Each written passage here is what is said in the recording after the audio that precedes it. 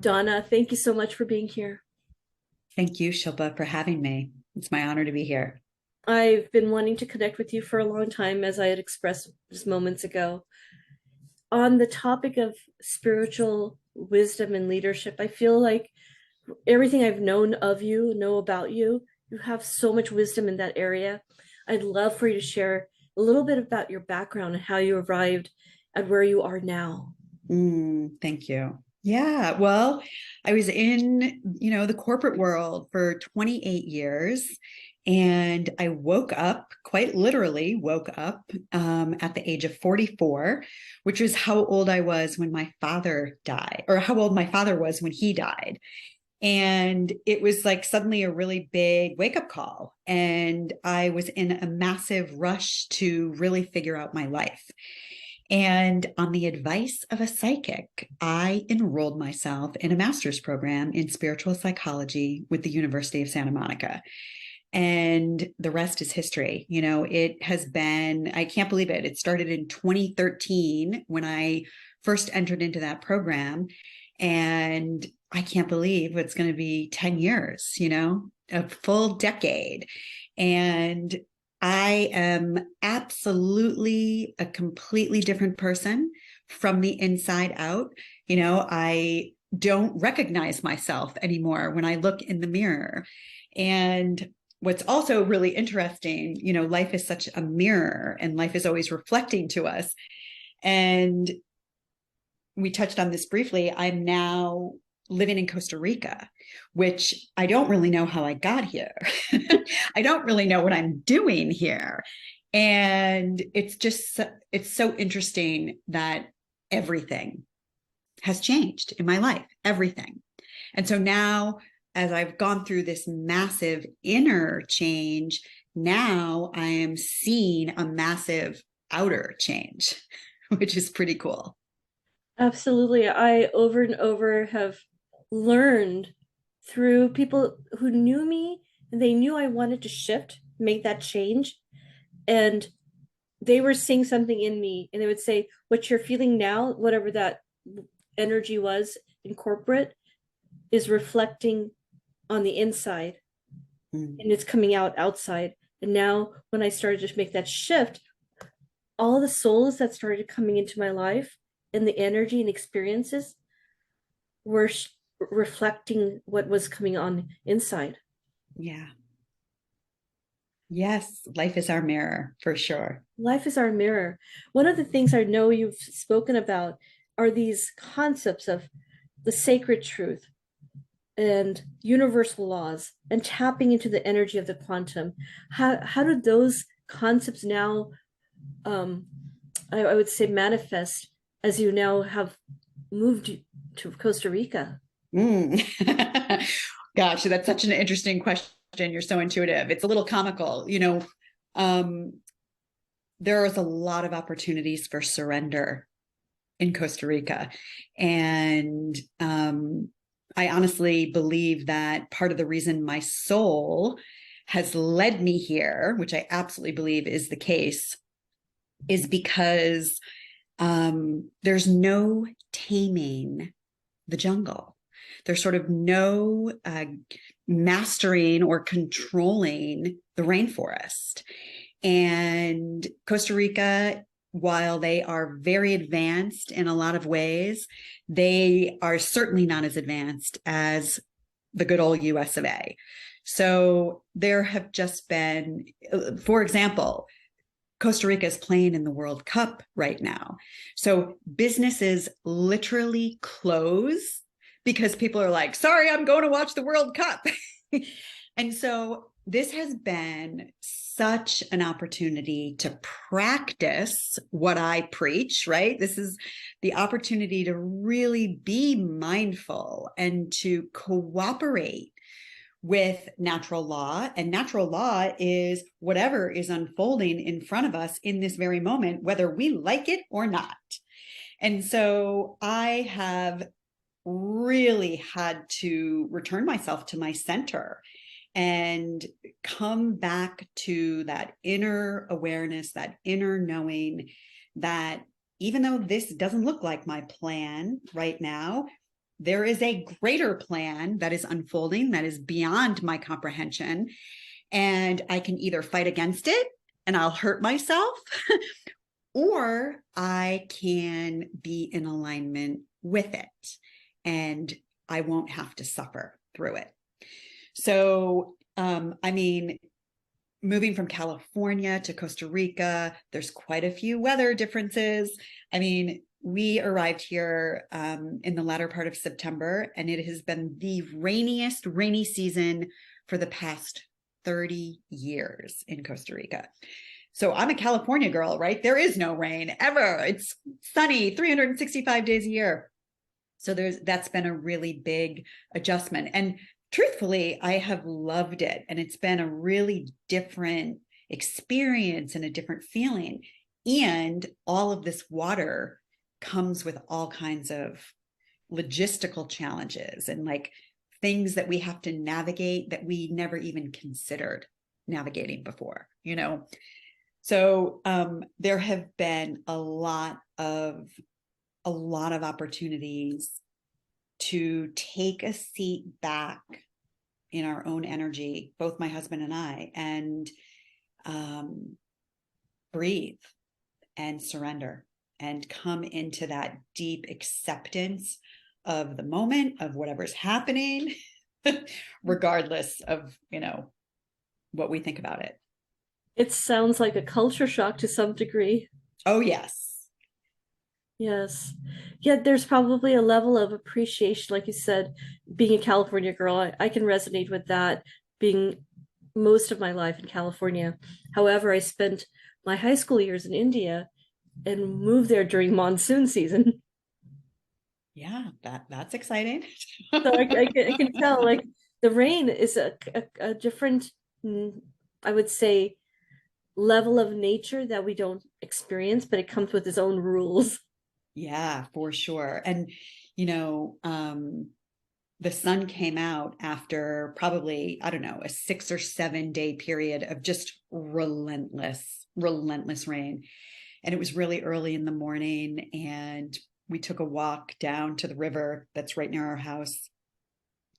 And we both stood in the sun and we said, I'll never take you for granted again. You know what I mean? Yeah. So I think one of the really interesting things that I'm noticing and aware of is the contrast that's available here in Costa Rica. And, you know, we live in the land of contrast. We live in the land of polarity here on planet Earth, no matter what country we're in.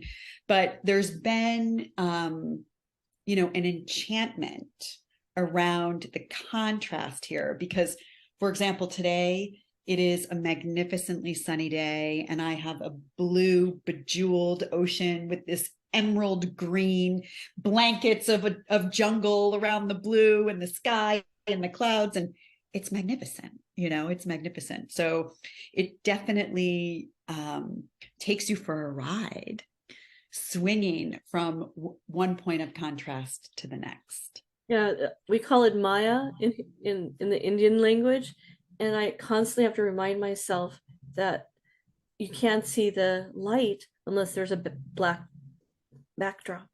Yeah. Now, being in Costa Rica, maybe you can share a little bit about some of the mission you have planned out for being. Although nature is having its own rules. Yeah, well, to be honest with you, Shilpa, this was completely arranged by the universe, me being here in Costa Rica. I'm kind of an indoor girl. I like high heel shoes and expensive pocketbooks. And I would have never, my personality would have never, ever picked Costa Rica. My mother actually purchased some land here 15 years ago, thinking that she was going to retire here. And she ended up meeting Bob and falling in love and getting married. And Bob said, Betty, we're not going to Costa Rica. So the land sat here for literally for 15 years. And at one point, my mother called my husband and I and said, hey, do you guys want to build a house with me? And we said, oh, we love you, Mom. Definitely not. And then a few years after that, she tried to sell it, but for whatever reason at the time, no one wanted to buy it. And she finally said, listen, please take this off my hands. I don't want to worry about the taxes anymore. I don't want to deal with it. You know, your husband's a surfer. Go surf in Costa Rica. Please, alleviate this from me. And so we all came out here together, and it was sort of a big sell job on me. So we agreed to accept this land from her as a gift, which is pretty extraordinary, right? That 2.5 acres of land just kind of dropped in my lap, literally. And then my husband was like, come on, let's build a house. Let's build a house. Let's build a house. And I'm like, we don't have any money to build a house. And I kept saying to him, when the money falls out of the sky, then we'll build a house. Well, Shilpa, guess what happened? So Paul received an inheritance from his father's passing. And we came here in March of 2020, and we signed a contract with a builder to build a house. And we flew home, and they closed the country, and we could not get into Costa Rica for 1 year. We built the entire house over WhatsApp, which was quite a learning in and of itself, from a communication standpoint between my husband and I, and our builder. And anyways, we built the house, and we rented it out for about 1.5 years. And I was here earlier this year in March, facilitating my first women's retreat here. And I just kept receiving these massive downloads, these massive knowingness that I am to come here and I am to live here. And believe me, I was crying and saying, please, no, I don't want to do that. And we went home and started playing games with the universe and said, well, maybe if we can get this astronomical number for our piece of real estate in California, that will be a sign. Well, that took 48 hours. Yeah, we sold our house, and then we had commitments to be in California through the end of September. And the wonderful people who bought our home in California said, oh, you can stay here for free until October. And then she was like, oh, and by the way, I'd love to acquire all of your furniture, which we were moving into a fully furnished home in Costa Rica. So the universe has set this up for me in such a way that it has been undeniable that, the sea has parted, and all I had to do was say yes.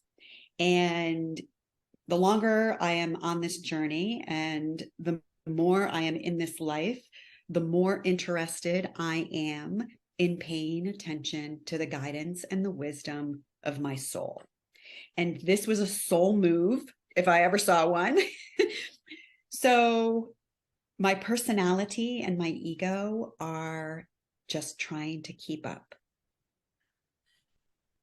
The story, just I had goosebumps while you were articulating the details, the nuances, the path that was laid for you by the universe, undeniably telling you this is your path. Yeah. Wow. Now, if more leaders in our world could listen to that voice, what a world we would be living in. Yes. Imagine it. Imagine it.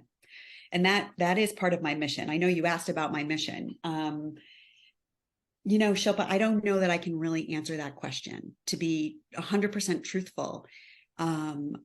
It's hard for me to put a form around it.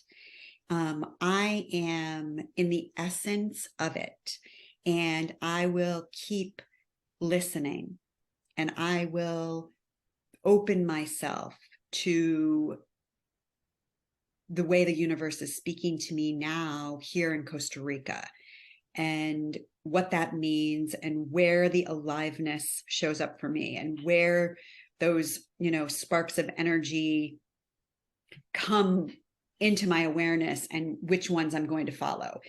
I mean, my mission remains the same in that I want people to begin to identify with this higher wisdom-filled part of themselves and to make contact with that part of themselves, to stop ignoring that part of themselves and embody it more fully, and then live from there. Because when we can live from there, we see our life and we see ourself with such reverence, with such honor, with such loving and respect for the epic human journey that we make.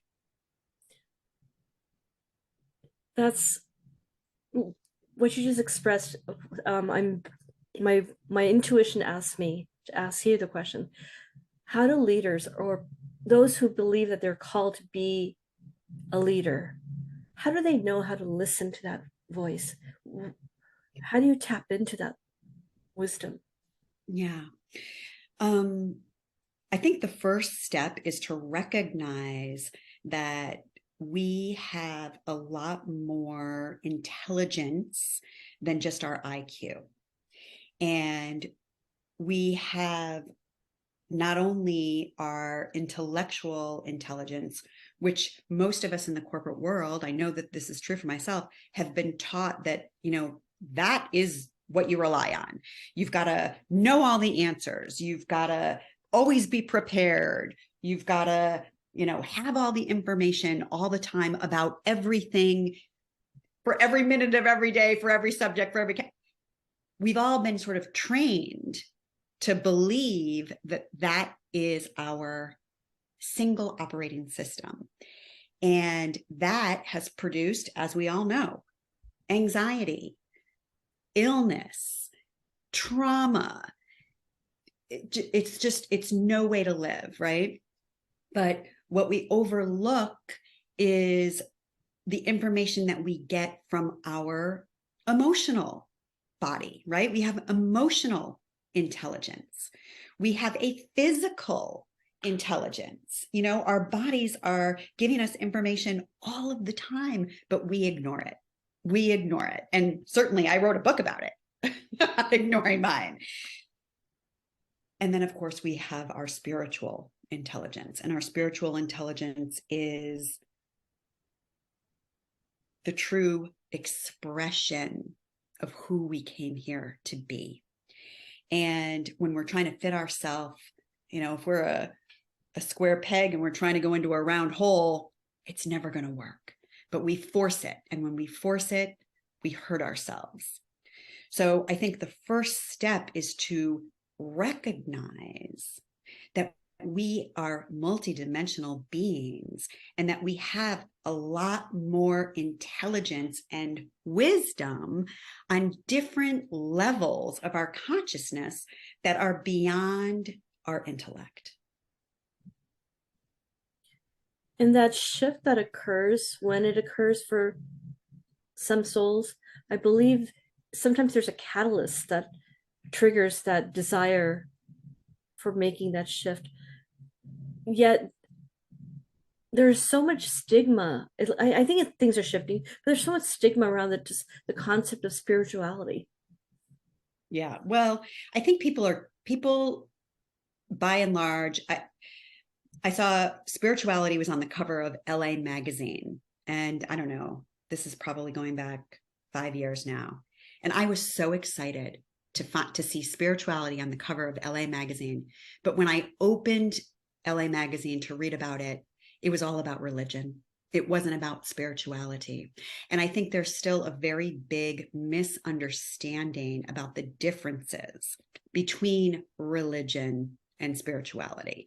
And my definition of spirituality is the relationship that we have with this essence, with this energy part of us, with this invisible part of us, this life force that is animating through us.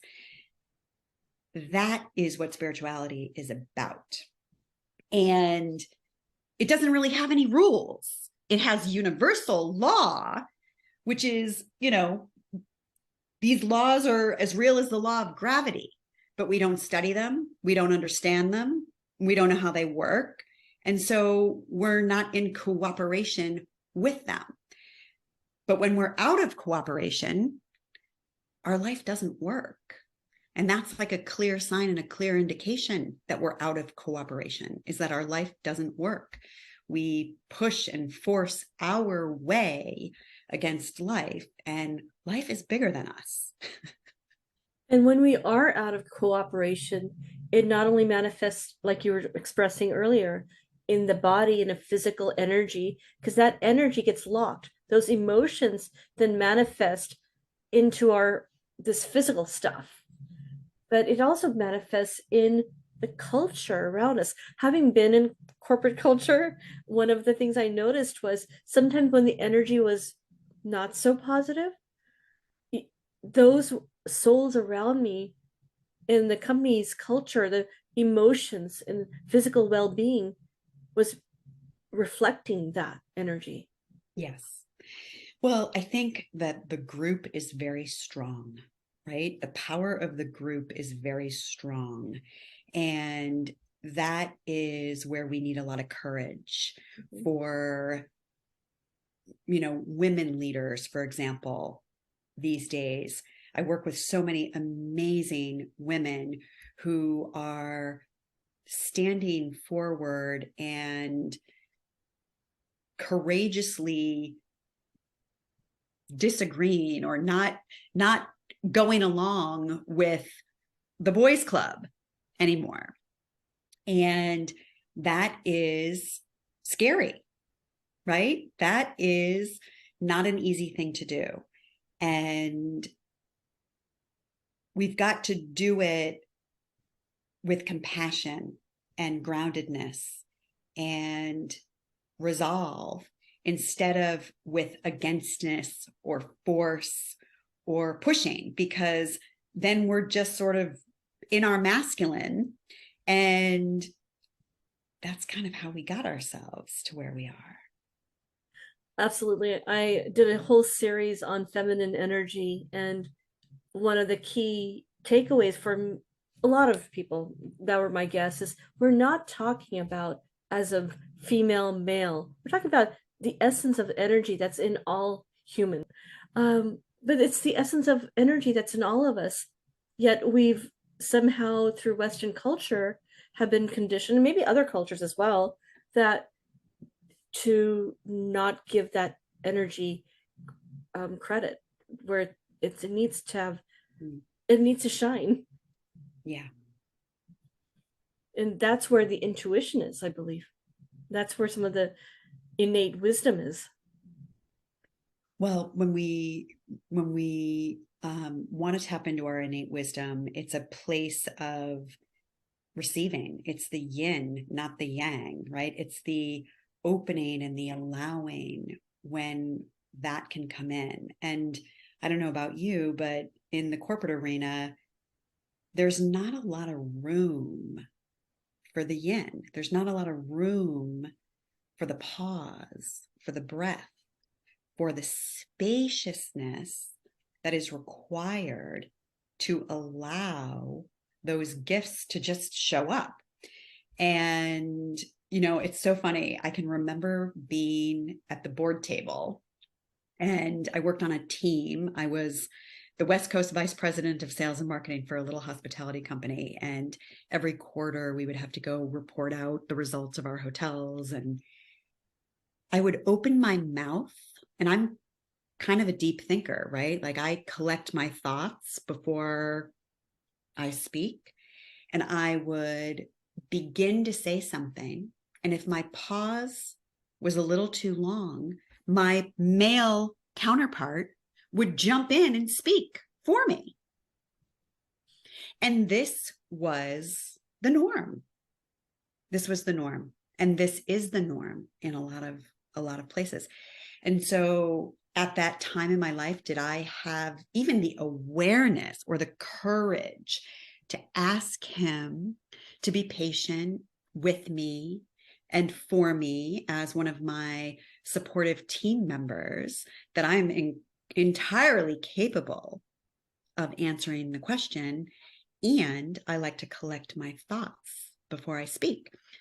So would you give me the support and the space, please, to be able to do that for our team? Now, I didn't do that because I didn't have the skills or the awareness or the wherewithal or the courage. And this is really what's needed. And these are uncomfortable places and they're uncomfortable spaces. And they're very liberating. They're very revealing and invigorating and rewarding for women to support themselves in what they want. I wish that I had someone like you when I was in corporate. There were so many opportunities where I would seek out mentorship. And your book and your wisdom, all that you stand for, it shows that there are souls now that are ready to support other women that are in that space that might be feeling like I have to act like a man to get treated with respect, or I have to leave. In my case, I'm not saying I left, but I didn't feel like that energy was going to sustain me. And what's interesting about it is now this is coming to my mind is there are souls who are gifts in those corporations and their gifts are not shining. Yes. And, therein lies the hero's journey, as Joseph Campbell would call it. This is how we're all here birthing ourselves, birthing our expression. And, life is going to support us in birthing that by setting up these situations that we need to grow through. If it were easy, it wouldn't be happening. Yeah. And it's not just about the opportunities for women, but certainly there is a space now where the work that you are doing, I don't even want to call it work, it's the service that you are providing. Thank you. That will trigger an evolution of change. Yes. It's the catalyst. It's just even you and I, if someone is listening to this podcast, they're like, yeah, I'm in that place. When I pause, I get interrupted. I was there many times. And Yeah. sometimes it makes you doubt yourself. Like, do I have worth? Is my voice or the thoughts I'm about to express? And interesting, another part of it you sort of alluded to is how did you, like, I would remember when I'd be in corporate, when I needed to articulate or justify the rationale behind certain ideas, I had stopped saying things like came to me intuitively. Mm-hmm. And years and years of being told, well, what do you mean by intuition? I'm just like, it's just a gut feeling. I just know. Yes. I wouldn't even acknowledge that part of myself. And that is what led to so much illness for me. And I share this in my book, but what started my journey was a frozen shoulder. And the frozen shoulder was just this gorgeous metaphor for where I was in life because I knew that I was deeply unhappy, but I was not doing anything about it, right? All I was doing is complaining to myself, believing that I didn't have what it takes, or believing that I could never rebuild the career that I had because I had such a successful career. And, I had been doing it for 28 years. So I had this operating belief system that, well, it's going to take you another 28 years to, get back to the same level of income or to, feel like you've had the success that you think that you've had in this space. And all of that was a misunderstanding. Those were all misbeliefs and lies. But I had this frozen shoulder, and that's how I was in my life. I was frozen. I was frozen. And below the surface of that was breast cancer growing in my chest. So that, I believe, was as a result of years and years of repression, of repressing my own expression, repressing my own ideas, my own opinions, by wronging myself and not acknowledging, just like we started talking about, all these other parts of myself. You know, I had so much pressure on my intellect and having to have the right answer and having to know it all. And that was definitely a recipe for imbalance. You are certainly not alone, though. I keep hearing innumerable stories over and over that that which is manifesting on the outside and those challenges, they translate into the physical energy, which is this. There's no separation between the different bodies. They're we're all these energetic bodies. That is Mhm. part of us. However, the dis-ease that appears in the body is based on what's going on, like you were mentioning earlier, on the outside. Well, but it starts on the inside, Shilpa. So we definitely want to be clear about that, because you know what was happening with my frozen shoulder, it was a manifestation of me not taking responsibility. It was a manifestation of me not taking action, and so consequently I was frozen. um my coach, as a matter of fact, at that time, she said to me, well, when are you going to take responsibility for your health? And I was so triggered. I was like, what are you talking about? I'm doing everything. I'm seeing this doctor and that doctor, and I'm going to therapy, and I'm doing, physical therapy and blah, blah, blah. I'm giving her the laundry list. And she's like, but when are you going to own mentally, emotionally, physically, and spiritually? When are you going to own the idea of radiant health?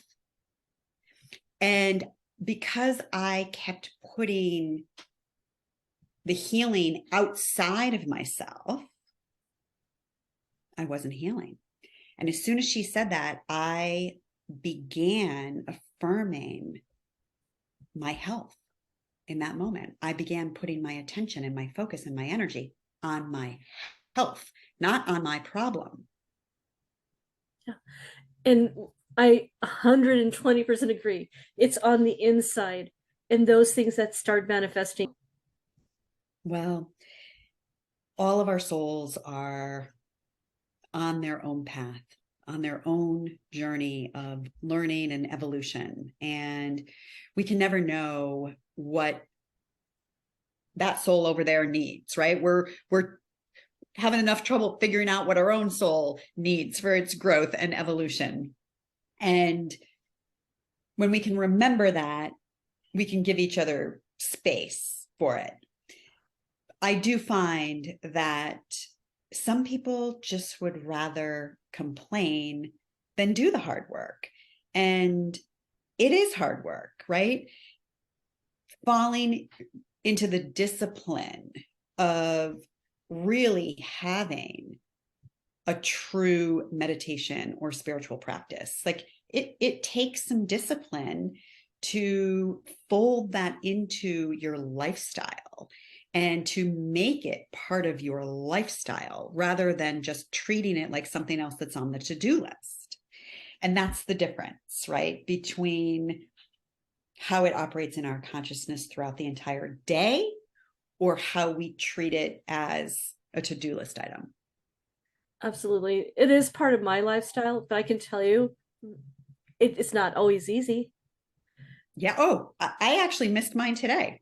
I miss my routine today. Sometimes just I get in my headspace. I'm not like perfect, like I mentioned earlier. Yeah, well, I hear you. I was like too wrapped up in my headspace, and I realized, well, I have a routine, a spiritual routine every Hmm. morning, but it requires so much discipline. If I am a little bit off here, there's a ripple effect. For sure. But here's the other thing. I allow myself grace just enough to say, okay, it doesn't, it's going to be the imperfect practice today. Yes. 5 minutes, 5 minutes, not 15, maybe not half hour like I'd like, and maybe a 15-minute quick qigong.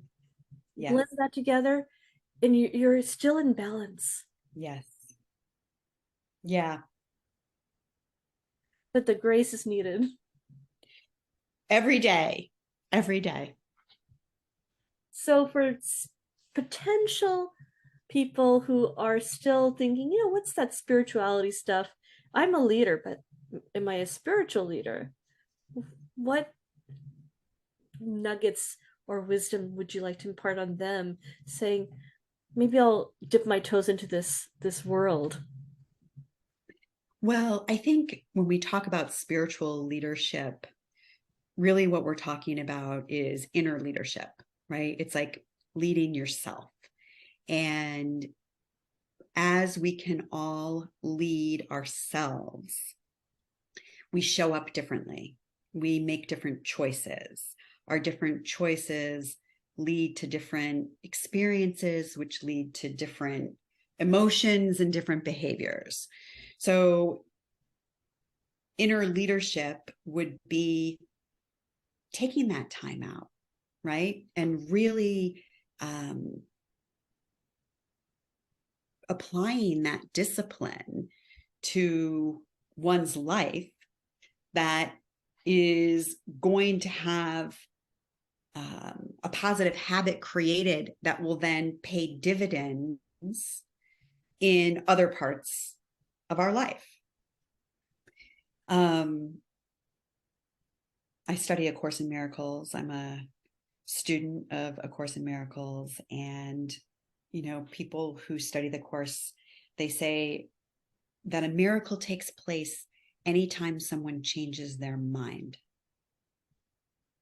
And I really love that idea that sometimes we're afraid to change our minds because we've been doing it this way our whole life, or because we don't know what the results will be if we do it a different way, because we're afraid to get it wrong, quote unquote. So we dig our heels in and we continue to do the same thing, expecting different results, right? Which we know is the definition of insanity, according to Einstein. I want to invite people to change their mind. Change your mind about yourself. Change your mind about your environment, about your spouse. Open yourself to a different perspective, to a different way of seeing, to a different way of relating. And in so doing, you open yourself to the wisdom of the universe that's trying to reach you. I have to stay silent for a moment, just absorbing that truth. So profound. Over and over, what's so interesting you just said, it's almost like God's talking, or universe is talking through you to me over and over. In the last few years when I was trying to leave corporate, I would come home in tears telling my husband the definition of insanity is doing the same thing and expecting different results. I'm good at this, but I don't know if I need to be here. I need to be somewhere else and make my shift or have my live my purpose there. But it's the unknown. Taking that risk was scary. Yes, it absolutely is, Shilpa, but I can speak from experience and let you know that the gifts are born in the leap. The gifts are born in the leap. That we can arrange and plan and strategize, and we can figure out how many steps it's going to take and the return on the investment and the cost benefit analysis. But none of that can prepare you for what the universe has in store for you that can only be birthed through you when you have the courage to make the leap. And this is what I help people do. This is literally what I help people do. And I'm not saying to be irresponsible and do crazy things and go off and put yourself in financial jeopardy. And that's not what I'm saying. Because people want to draw conclusions, oh, she's off her rocker, telling people to go quit her job. That's not what I'm saying. And there is a formula to it. And we're not going to be able to get to that formula today. But, I guess the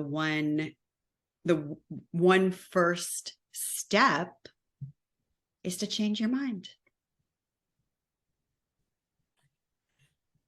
Well, thank you so much, Donna. Oh my goodness. I hope I can bring you back again because I know I can go deeper in this concept. And there's so many other places where I know I'd love to just explore and learn from you. What you just said was profound, though. For me, it was profound. Thank you, Shilpa. I am a channel for the divine. I can see. I was almost in tears when you said the whole definition of insanity. I'm like, oh, I can relate to that. I know. And honestly, as that was coming out of my mouth, I was thinking, like my personality was thinking, why are you saying that right now? Well, I mean, I really think you were the channel for that because literally, if you know me really well, and my husband has heard me say this for years, and the other metaphor I've used aside from that definition is, okay, Rich, my husband's name is Rich. I go, Rich, it's Groundhog's Day again. Because I would, was living through that same thing again, knowing how it's going to turn out. Yeah. Well, the group coaching journey that I lead called Empower the Authentic You is the formula. The formula is in there. And the formula is also in my book. It's not spelled out as clearly as a formula, because as we work with this material, things constantly come into more of a clear view and things crystallize and they change and they evolve. And it's just such a privilege and an honor to teach, right? Because as we teach, we learn. And as I share, I am made aware of different perspectives and viewpoints and understandings that could have never come to me unless I was trying to articulate it to someone else. And I think there's like an energetic thing that goes on, right? In the articulation, that the way in which I am called to share it with you might be very different than the way in which I'm going to share it with somebody else. And so I get this 360-degree, multidimensional view of what it is I'm sharing that has all these cool nuances to it. In any event, there's some clearly defined steps in realizing your dreams, going for it. I will definitely include that workshop you just mentioned in my show notes and promote it in any way I can for you. I definitely think it's something necessary. As you mentioned, the evolution that's organic of creating a course. I've been working on a few courses and I find they're all on my wall here, like ideas and concepts. And a lot of it just keeps evolving. Like I know intuitively what I'm trying to articulate, but when I start expressing it and sharing with other souls, it evolves. And then one day I'll be like, oh, that's it. This is what I've been trying to articulate. But it wasn't until I had the engagement with other souls that there was a fire in me, and I just see it. Where two or more are gathered. Yes. My goodness. I'm just so happy that you're in my life. And thank you so much. Such a blessing. Well, thank you, Donna. Have a lovely sunny day if it's sunny now in Costa Rica. And I would love to have you back in the future. It would be my honor, Shilpa. Thank you so much for having me. Really, it's a pleasure. It's a pleasure for me as well.